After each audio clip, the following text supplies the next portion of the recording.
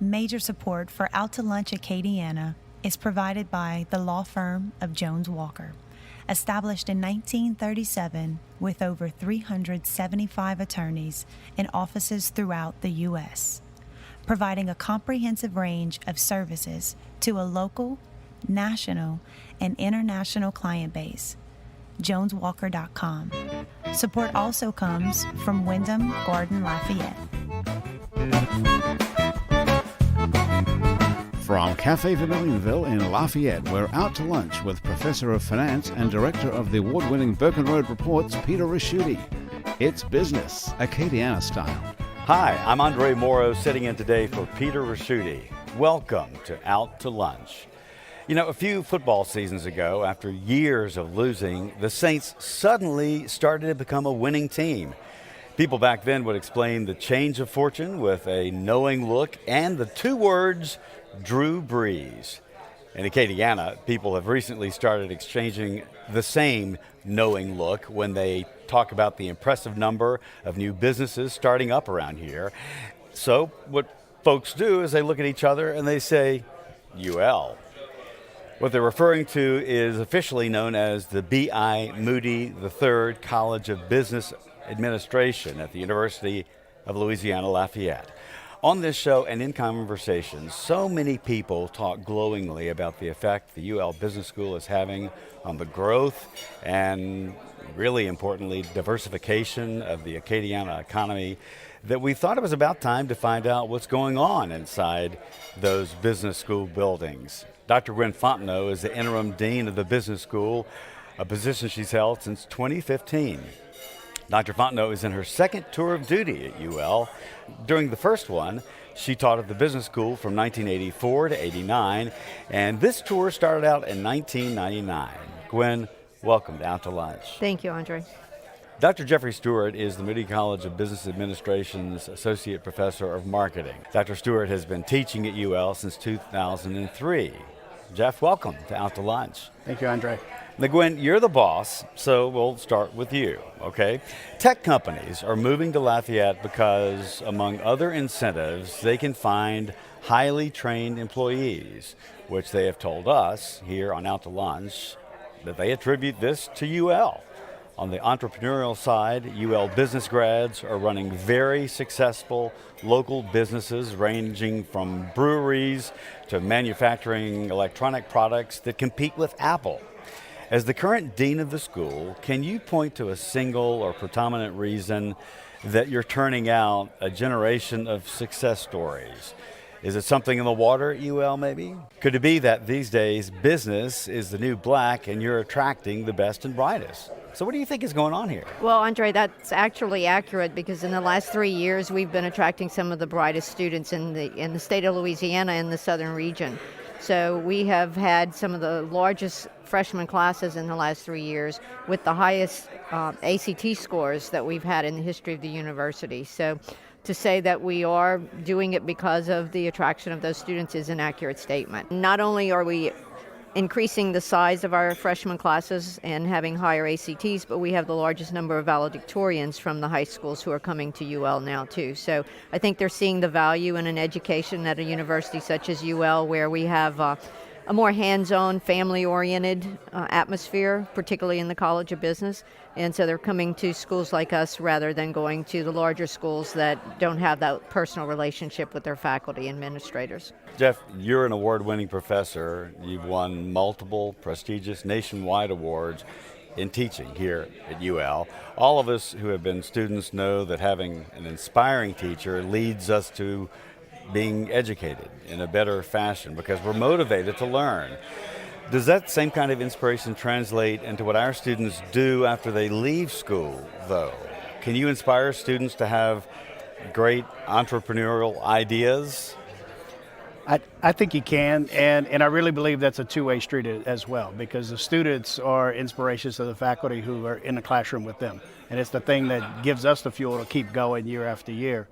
And I think one thing that really I'm proud of at UL is that we have a lot of faculty within the College of Business that engage in active learning, where we bring real-world experiences into the classroom and try to replicate as much of the real world that they're going to get in the job market as we can in the classroom. So a lot of times we'll work with real clients. We'll work with, Lafayette Economic Development Authority on projects. We'll work with private sector companies, nonprofit organizations, communities.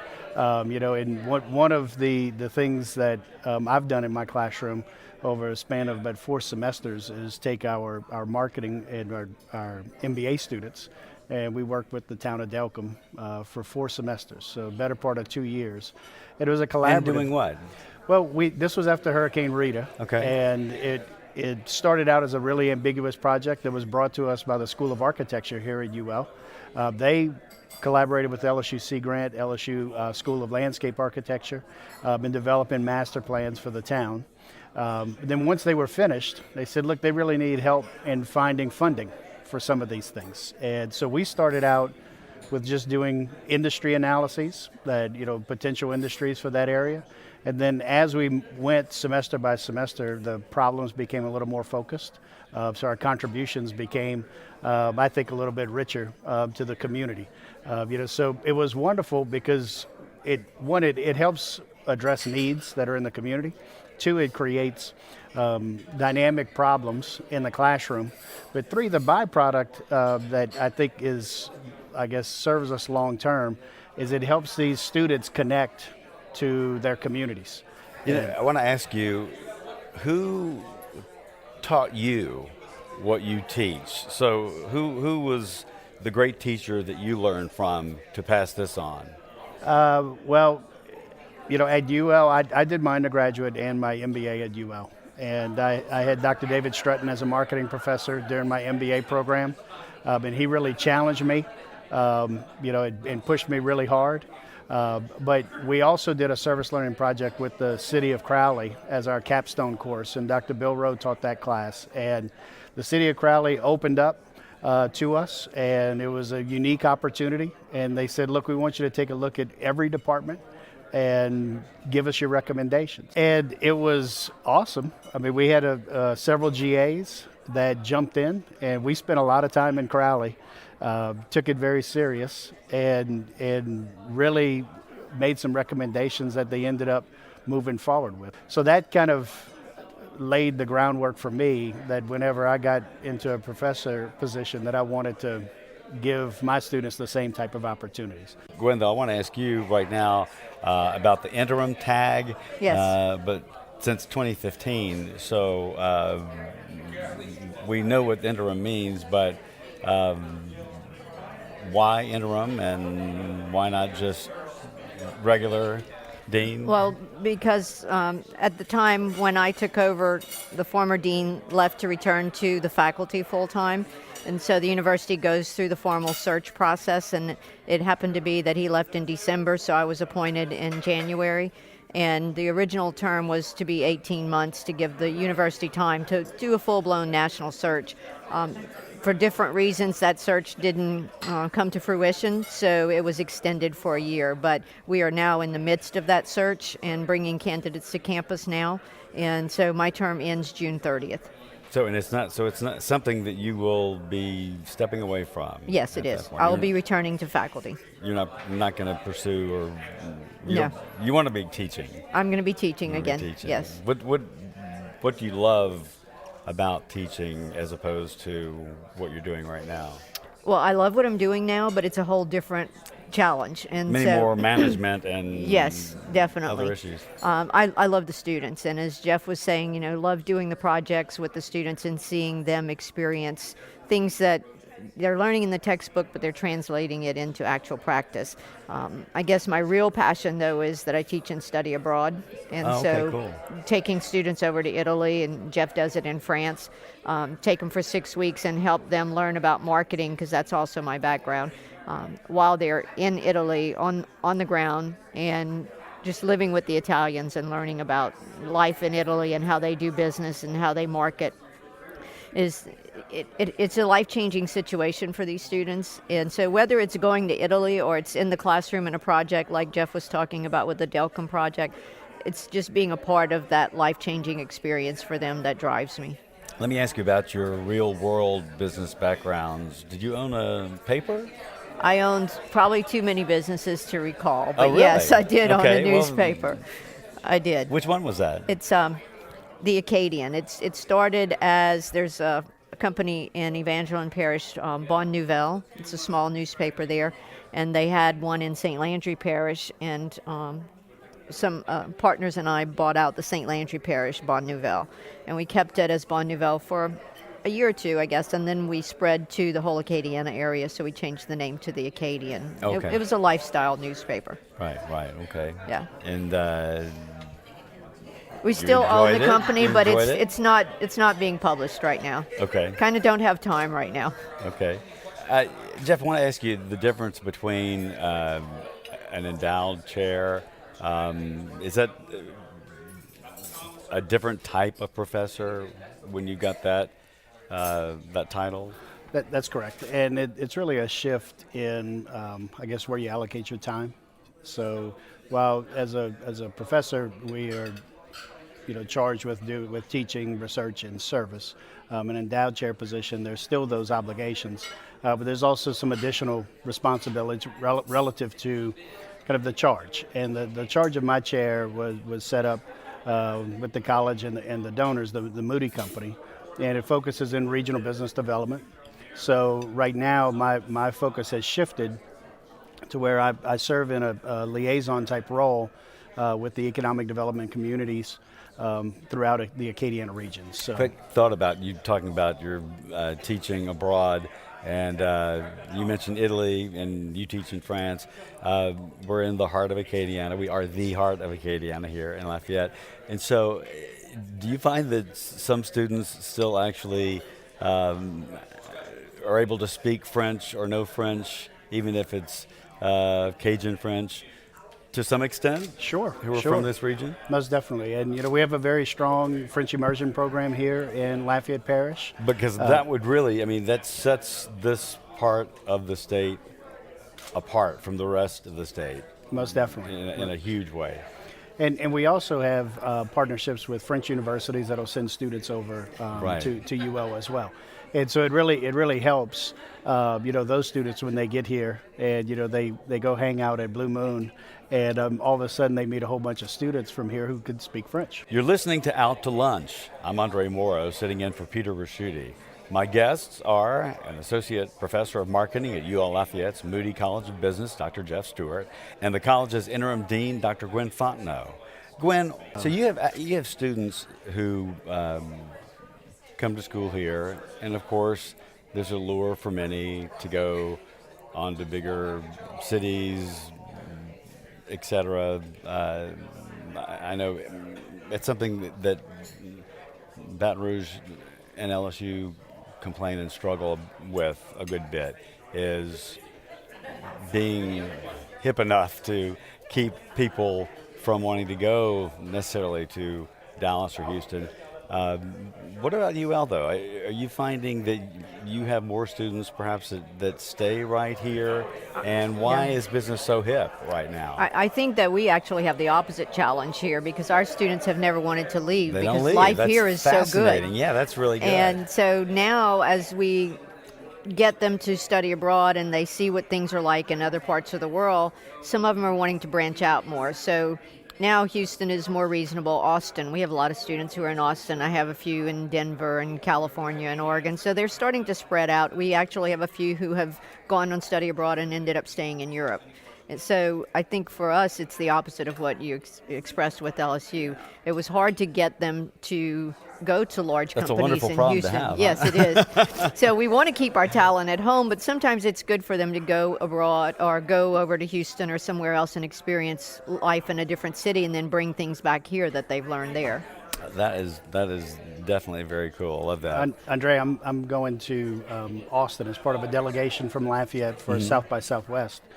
And part of my agenda while I'm there is to bring a few of our alumni who are working in Austin over to our delegation from Lafayette to make sure that they see that our students can compete with anybody in the world. Right. One thing that's cool too is that the in-city population of Lafayette exceeds 127,000 people, but people might be surprised to find the metro is pushing 500,000. I think that would shock a lot of people, and that doesn't even include, there's an extended metro on That's top right. of that. So our students commute from a 40-mile radius every day. And if you extend the metro to that radius, I mean, we're pushing 750,000 people. Right. Which is, it's hard for me to wrap my head around that sometimes. Except at 5 o'clock with traffic. Okay, Gwen, Jeff, it is time for the part of the show where we call it, Let Me Ask You This. And I'm sure before your MBA students graduate, you prepare them for job interviews. And I've got a list of questions in front of me that were dreamed up by human resources folks, mostly in the Silicon Valley. These questions are designed to go beyond a job applicant's standard responses and find out something about their creativity and also their cognitive ability. So we're going to try this on you, all right? I'm going to ask each of you a random question and one of these questions each. Gwen, pick a number between 1 and 20. 17. And question 17 is, what was the last gift you gave someone? What was the last gift you gave someone? A Yeti ice chest. A Yeti ice chest. That's pretty Louisiana if you're going to go fishing, hunting, Yes. a lot of things. Yep. Tailgating. Yeah. It works. Yep. Is that a question that you would ask perhaps in a job interview situation with somebody? Have you ever thought of that? I have question? never thought of asking that question, no. All right, so But if that's the most difficult question on the interview, I'm there's great. some other ones I can ask you. I can ask you another one if you want me to. No, that's great. You want- I like you that know one. You ready for yours? Sure. All right, Jeff, you pick a number between 1 and 20. 7. 7. How many people flew out of Chicago last year? Say million. I need to scramble into Google right now to find out if we have the answer to that. If you've been at O'Hare Airport ever, it probably feels like it's a million million a every day. 5 minutes. But okay, so a question like that, what does a question like that force someone to do? I mean, think for one thing, and also think where the heck did this question come from? But if you're asking a question like that, what does that pull out of someone? Well, one, I think it forces them to give you an answer, but two, it gives the employer, I believe, the opening to then say, okay, so tell me how you came up with that answer. So it lets them explain to you, okay, was this just a wild guess? Or did you think about, okay, if there's X number of people on a plane, how many planes in a day, in a week, and so on and so forth. And what's their thought process behind it? So you could see, is this person very analytical, Right. or are they just... Would it help them, and how are they in problem solving? How would Right. they approach certain obstacles that they come Right. in touch with? Something like Right. that. Okay. How was it that you came up with your answer? So I started thinking about number of people on a plane, how many planes, and a million's probably very low in that. But I actually did a very similar exercise in my class. Did you really? My marketing research Well, class tell me this about it, Wednesday. So I said, okay, so let's do a market forecast of how many pizzas will be eaten by college students in the state of Louisiana in a year. Okay. So they immediately started thinking, okay, well, how many students are there? Right, and each team was broken up, and they all had to come up with their own forecast. Well, so they all explained it, and they were all fairly close. So I mean, within a couple 100,000 of each other. And at the end, they said, "Well, what's the answer?" And I said, "I have no idea, but do you think we're in the ballpark?" And for the research class, I was trying to show them that we could come up with a forecast. The key is how much error is in the forecast. And are we in the ballpark? Yes. And I said, but we're probably sitting in left field up in the third deck. Now how do we get to home plate? Right. Different question. Right. So that's the same type of thing that this interview question goes through. So where's the answer? How'd you get there? What are the size of the typical classes in the different business school classes, I would say? So in the Moody College, our largest classroom that we have is for seating for 100. And we'll typically just do a principles of marketing, a principles of management type of class in there. Outside of that, the max seating is 48. So this is pretty intimate, really, for to me. Well, when I think of my college experience, that's really almost one-on-one. Most definitely. Yeah. And when you get to the senior level classes and some of the MBA classes, they'll be smaller than that. Like our sales classes are going to be about 22 to 25 in it. A specialty elective might just have 12, 15 students in it. Is this the best time, even though state colleges are undergoing seemingly constant, money problems and having to operate on less? But is it really one of the best times? Well, I think we could point to a time where we started with closed admissions, and I think that was a shift, so to speak. But I think it's important to also note that UL had open admissions for a long time because we didn't have a community college system. Okay. And Dr. Audemont really felt it was important that everybody in Acadiana had access to higher education. And so with the community college system came the closing of admissions and raising of standards. And from there, I think what we see is that we have a little bit higher density of students with higher ACT scores. And so it started to shift a little bit in terms of the rigor and the expectations and those kind of things. But then also, I think we have a lot of momentum over the last 7-8 years because the engagement on campus has really changed. And with the new dormitories that were built, we have, I think it's over 3,000 students that are living on campus now, which we hadn't had before. So it really changes the dynamic. Well, that's going to completely change the community feel and the Most feeling definitely. of closeness. Most definitely. For one thing, what about the number of students coming in from out of state? What's the range of that? Overall, across the university, well, out of state, I don't have the exact percentage. Internationally, it's about 7%. Yeah, it's interesting. You mentioned internationally. So, and from where internationally would that be the most?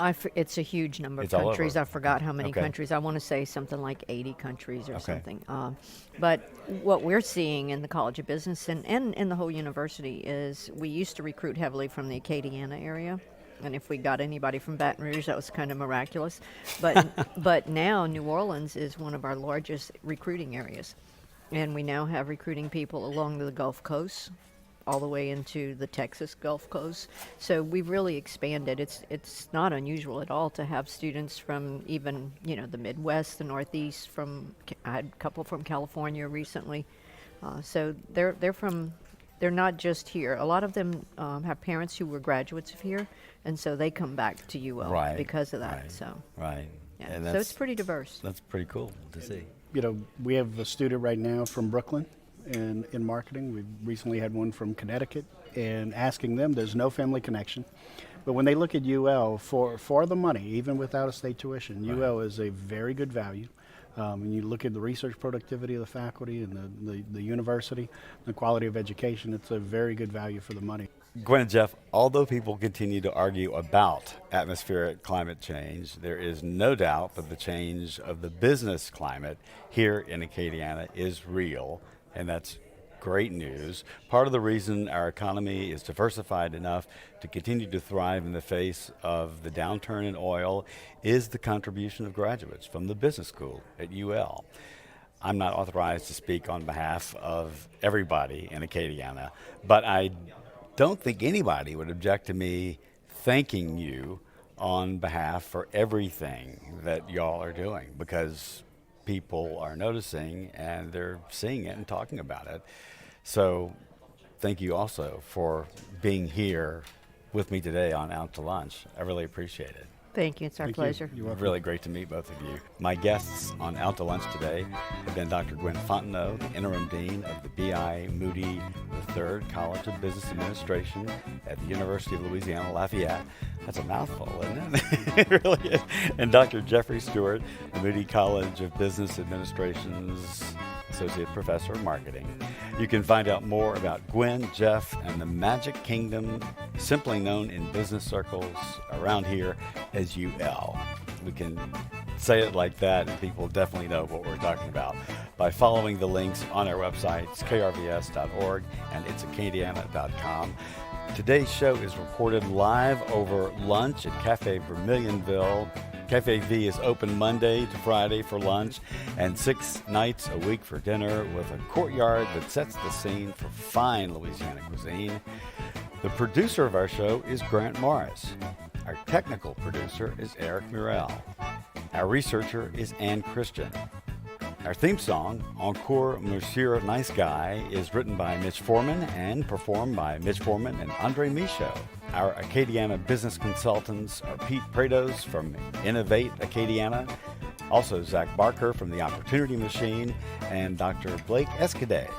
If you want to know what we all look like as we sit around the lunch table here and talk here on Out to Lunch, you can find photos from this show on our website and the Facebook page. These photos were taken by Gwen Aucoin. You can get this show as a podcast, and you can also get past shows. You can keep up with us on all kinds of social media by going to our websites. It's Acadiana.com and krvs.org. Support for Out to Lunch Acadiana comes from the Wyndham Garden Lafayette, located off Pinhook near Calise Saloon. Wyndham Garden Lafayette specializes in events like weddings, corporate meetings, and family reunions. Additional support comes from ABiz Magazine and AcadianaBusiness.com, the essential information source for business decision makers throughout the One Acadiana region. Out to Lunch is a production of INO Broadcasting for itsacadiana.com and KRVS 88.7 FM. I'm Andre Moreau. On behalf of Peter Ricchiuti, thanks for joining me. We'll be back here at Cafe V next week, and I hope you'll join us then for more business Acadiana style on Out to Lunch. Major support for Out to Lunch Acadiana is provided by the law firm of Jones Walker. Established in 1937 with over 375 attorneys in offices throughout the U.S., providing a comprehensive range of services to a local, national, and international client base. JonesWalker.com. And by Business First Bank, with locations throughout the state, including Lafayette and Lake Charles, providing personal and commercial banking, treasury management, and wealth solution services to help clients succeed. Business First Bank, banking with greater momentum at b1bank.com. Support also comes from Wyndham Garden Lafayette.